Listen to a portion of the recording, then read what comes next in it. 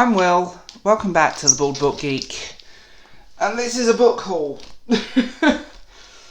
Yeah, kind of a big one too. So, here are some books. Let's start this off with the bargain of the century. These were found in my local Sue Ryder for £1 each, and don't judge me, she's my guilty pleasure, but some Cassandra Clare. The complete trilogy of the Infernal Devices. I couldn't resist it. I know Cassandra Clare, she can't write at all. She writes the same characters over and over again, but these books are like crack. So, there they are.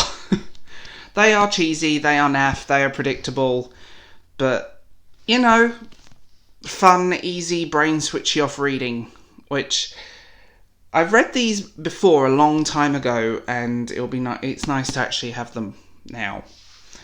So, guilty pleasures out the way, you can judge me later. I received these two from the publisher. Thank you, Titan.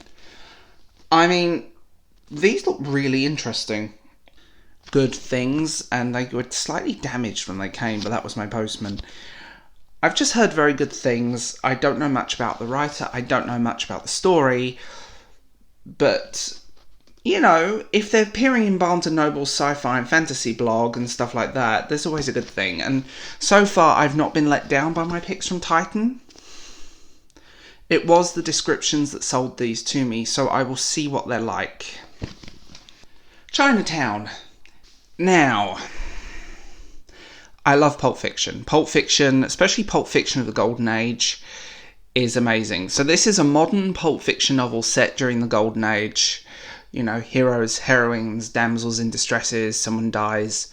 But it's a pulp fictionalization, is that a word, of the two people that are responsible for Pulp Fiction. So it's someone writing a fictional Pulp Fiction novel about the two men responsible for the creation of Pulp Fiction and Pulp Magazine. I have to say, this sounds interesting, and I probably explain that in like the worst way possible. I'll put it that way so you guys can pause and see the story if you want. It looks interesting, and I have to admit, I do love covers like this. I do love this whole sort of Golden Age look, and I love a bit of Pulp Fiction, and I want to talk more about this. So if you guys want to see me talk about sort of Golden Age Pulp Fiction, tell me in the comments below, because I don't think anyone really does that on BookTube, do they? Heartstream. This was sent to me by the publisher. So, stars, obsession, social media, creepy apps that let you feel what other people are feeling, the whole shebang. I've read this. I'm going to talk about this in a wrap-up later. It's very good. The Bone Garden. I like a good horror. I like a good little fantasy. And this sort of dark horror / fantasy, fairy tale type thing just screams at me. And, you know, pause if you want to read the story, but we'll see what happens. And I will go from there. I've just started this, so, you know, always fun. Next, we have the big book, Harry Potter and the History of Magic. This is from my library, hence the plastic covering. If you don't know, libraries are places where you can get a card and you can get books. And pretty much an unlimited supply of books that you don't have to keep if you don't like them. Or keep them at all, you just read them and give them back. A lot of people don't know what libraries are. Detect sarcasm before everyone puts a hate comment down. This is the kind of book I tend to read once and then I'm done.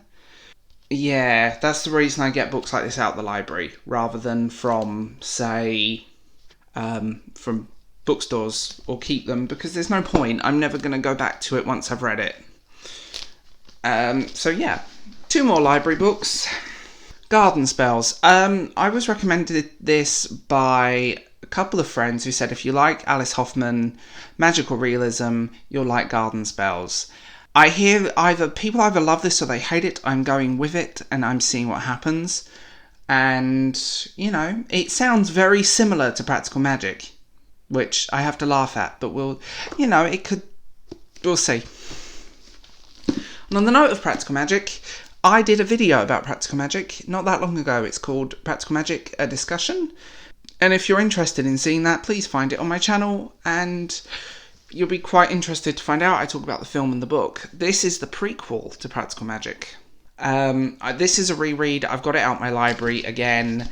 It's, you know what, I love this book. I prefer Practical Magic. It's slightly stronger, but I still love this book, and it's nice to go more into the women of this family. So, guys, tell me what you think in the comments below, as always. And how are you doing? That's what I'm going to say. How are you guys? Tell me.